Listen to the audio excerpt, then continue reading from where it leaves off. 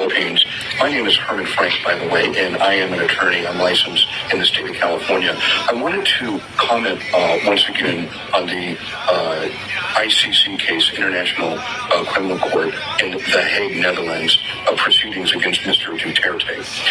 First, let me just state my overall position on this. Mr. Duterte will be acquitted of all charges, so don't despair.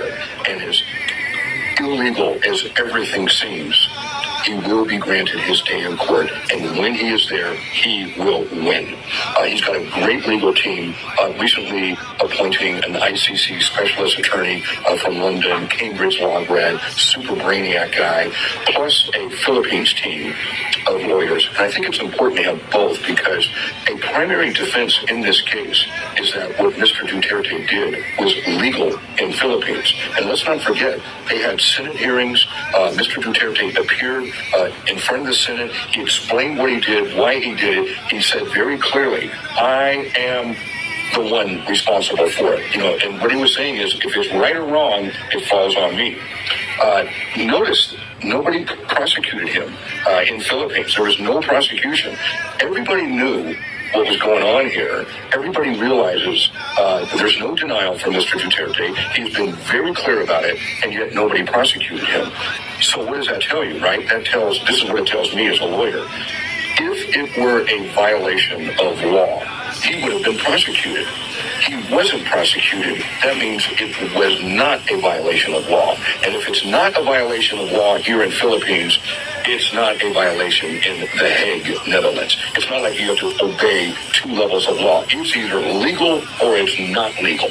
So he's going to be found not guilty. So please don't despair. Now, one of the things that I was a little bit angry about was somebody wrote that his Philippine lawyer team isn't so good, and they're like amateuristic or whatever, and they're fish out of water. Well, let's be clear about this. They're in The Hague, Netherlands, coincidentally, where my ancestors come from. I'm Dutch. And I've been to that court. I am a member of that court. In order to practice law before that court, you need to be a licensed attorney in good standing in your jurisdiction. That's all. Okay? So the Philippine team, they are licensed Philippine lawyers in good standing who were admitted to practice before that court. So they have all the qualifications needed. This whole idea that you should have something else, untrue. The other issue is somebody mentioned that he was acting disrespectful to the court. What he said in court, and I thought it was excellent, he demanded proof that the court complied with Article 59, I have it right here in front of me, of the what's called the Rome Statute, which created the court. As a coincidence, I was at the United Nations the day that this law was passed in Rome. It's called the Rome Statute. It was done, I was there on an ag project. It was the Food and Agriculture Organization of the United Nations building that was the host of the ICC court. It was kind of weird. It's like a place where you talk about food and agriculture, and they're doing war crimes. I was there that day, and I saw it all happen. It was like, whoa. Article 59 says, a person arrested shall be brought promptly before the competent judicial authority in the custodial state, which shall determine, in accordance with the law of that state, that the warrant applies to that person. The person has been arrested in accordance with the proper process, and the person's rights have been respected. I want to tell you in the law, the word shall, it says a person arrested shall be brought. That word shall is mandatory. It means no exception. It means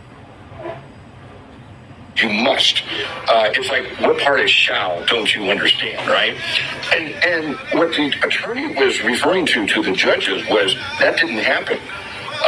And what he demanded was proof that either it happened or that there's some exception. And you know what? There is no exception. Shall means must. And it doesn't say unless the following. There's no exception to this, okay?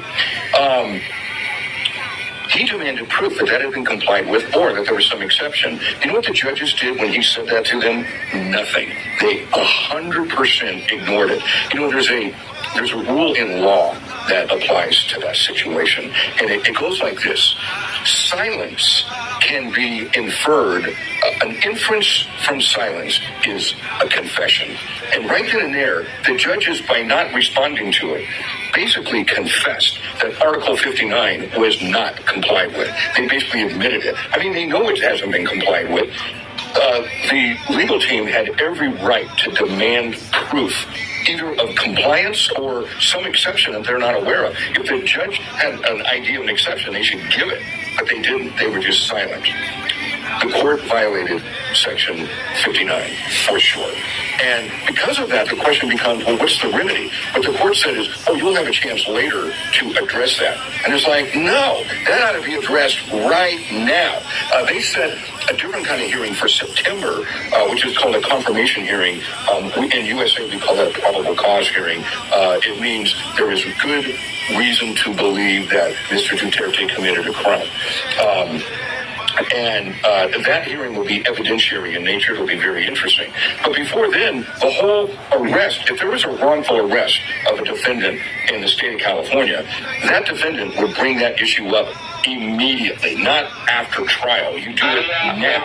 The court said we can do it later. They should push it now and get that arrest declared unlawful. The result of that wouldn't be to end the case. It would be to send Mr. Duterte back to Philippines, have him stand in front of a judge in Philippines and make whatever arguments he would have that he should not be extradited. That step was skipped, and it should not have been. I hope they raise it and get it, bring it to a head in front of the ICC court.